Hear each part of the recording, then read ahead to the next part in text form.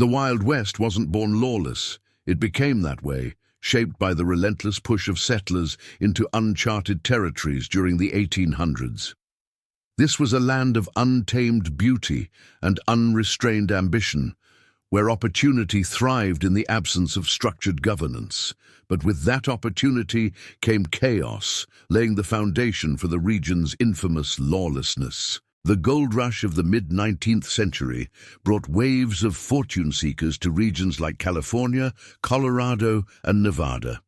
These prospectors dreamed of striking it rich, but the reality was far more perilous than most expected. Goldfields became breeding grounds for thieves, con artists, and claim jumpers. Armed men would seize staked land from miners who had spent weeks laboring to secure it. In many cases, violence erupted with little consequence, as law enforcement was almost non-existent. Saloons near these camps turned into volatile spaces where drunken brawls and gambling disputes escalated into deadly gunfights.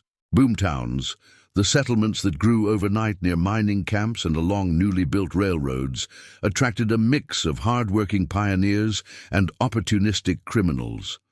These hastily constructed towns often lacked even the most basic law enforcement, creating a power vacuum. Sheriffs, if hired at all, were often outnumbered, underpaid, and poorly trained.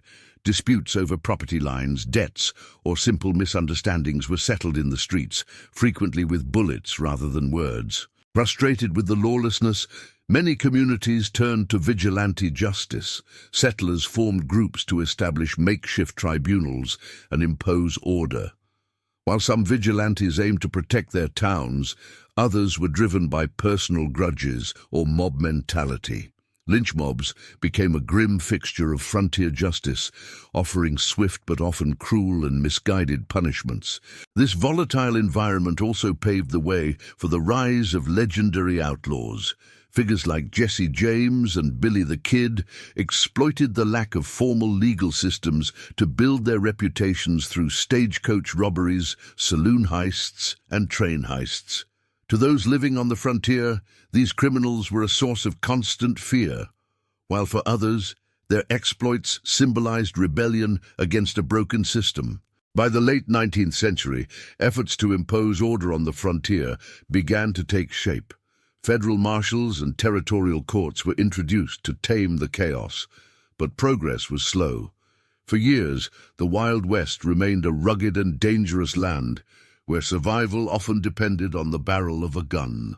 In the Wild West, outlaws weren't just criminals. They were celebrities of their time.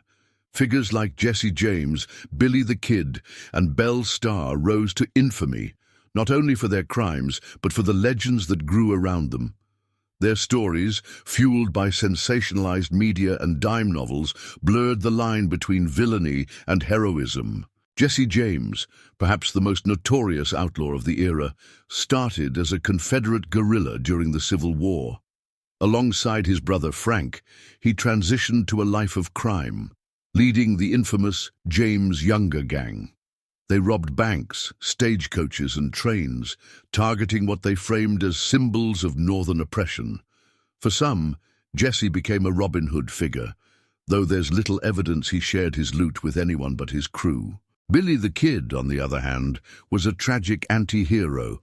Orphaned at a young age, Billy, born Henry McCarty, drifted into a life of theft and violence. His legend claims he killed 21 men, though historians suggest the number was closer to 9.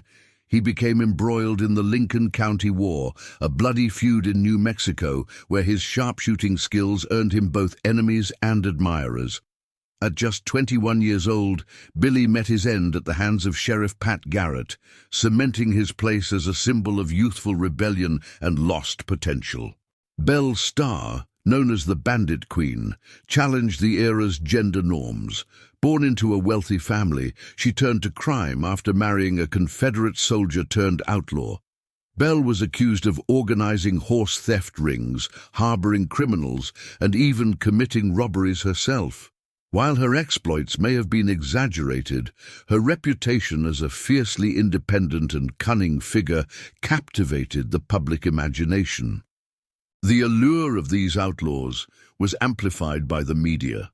Dime novels painted them as larger-than-life characters, embellishing their exploits and downplaying their brutal realities. Newspapers, eager for sales, churned out sensational headlines that fed the public's appetite for tales of daring heists and dramatic shootouts. But these legends came at a cost. Outlaws were constantly hunted by lawmen, bounty hunters, and rival gangs. Jesse James was betrayed and killed by a member of his own gang, while Billy the Kid's death was orchestrated by a former ally. For all their fame, their lives were marked by betrayal, violence, and the relentless pursuit of justice. Through their stories, the Wild West became more than a place. It became a myth. These outlaws embodied both the dangers and the romance of a land where the rules were still being written. While the outlaws of the Wild West captured public imagination, their nemeses, the lawmen, were equally compelling figures. From fearless sheriffs to relentless federal marshals, these individuals faced daunting odds in their mission to bring order to chaos. Sheriffs like Wyatt Earp and Bat Masterson became iconic symbols of justice. Earp's role in the infamous gunfight at the OK Corral cemented his reputation.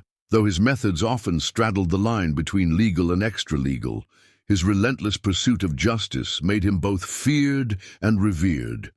Masterson, on the other hand, blended law enforcement with a knack for gambling, showing that survival often required adaptability and cunning. Federal marshals also played a crucial role in extending the reach of justice. Tasked with covering vast territories, these lawmen pursued fugitives across plains, mountains, and deserts. Figures like Bass Reeves, one of the first black U.S. Marshals, showcased bravery and ingenuity, capturing over 3,000 criminals during his career. Reeves's story, often overlooked, is a testament to the diverse and complex fabric of frontier justice. His ability to navigate a lawless landscape, coupled with his unyielding dedication, made him a standout figure of his time. However, not all lawmen upheld the ideals they represented. Corruption was rife, and some sheriffs and marshals turned outlaw themselves. Men like Henry Plummer, who served as a sheriff in Montana, secretly led a gang of bandits while enforcing the law. This duality highlighted the thin line separating those who enforced justice from those who exploited its absence.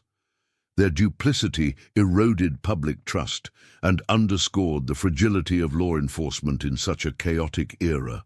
Vigilante groups filled the gaps when official law enforcement fell short, while some, like the Montana Vigilantes, achieved a degree of success in curbing crime. Their methods were brutal and often arbitrary. Vigilantes operated with impunity, doling out justice as they saw fit, whether through lynchings, banishments, or public beatings. These actions, while born of necessity, often perpetuated cycles of violence and fear. Communities grappled with whether vigilante justice was a solution or just another problem. The introduction of bounty hunters added another layer to frontier justice. These individuals, driven by profit, pursued wanted criminals across state lines. Their motives were rarely pure, but their efficiency in tracking down fugitives made them indispensable in a land with sparse law enforcement. Figures like Tom Horn embodied this ruthlessness, taking on contracts to hunt down cattle rustlers and other outlaws. Horn's exploits highlighted the cold pragmatism that defined much of frontier justice. Despite their flaws, these lawmen and justice seekers symbolized a broader effort to impose order on the untamed frontier.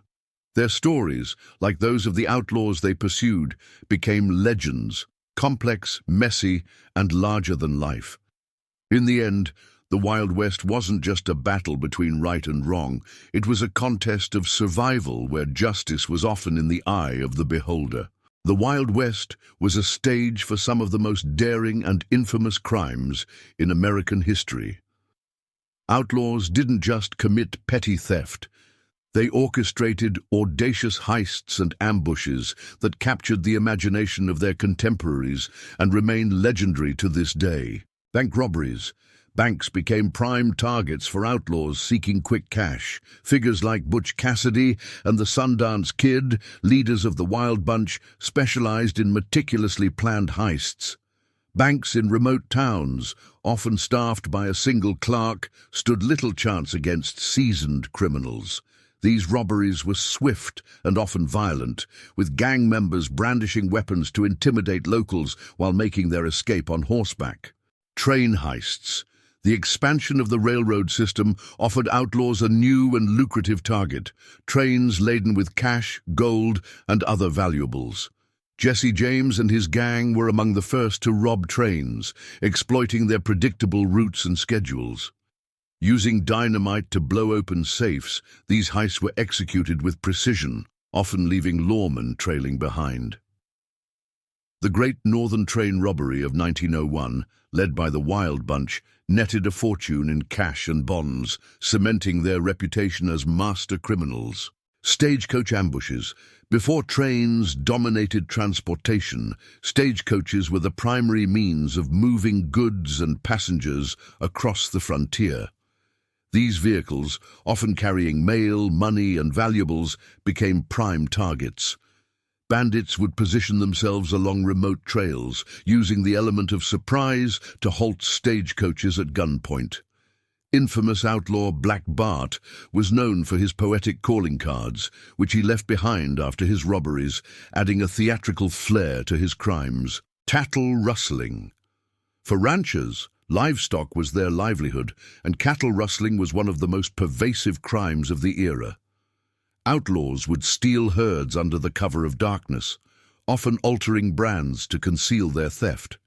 These crimes frequently escalated into violent confrontations between ranchers and rustlers, sometimes sparking feuds that lasted for decades. The role of saloon culture in crime. Saloons were more than just places to drink. They were hubs of gambling, scheming, and underhanded deals. Card games often ended in accusations of cheating, with players settling disputes through gunfights. Saloon owners sometimes acted as informants for outlaws, helping them evade capture in exchange for a cut of their profits. The combination of alcohol and mistrust made these establishments hotbeds for violence. Infamous shootouts.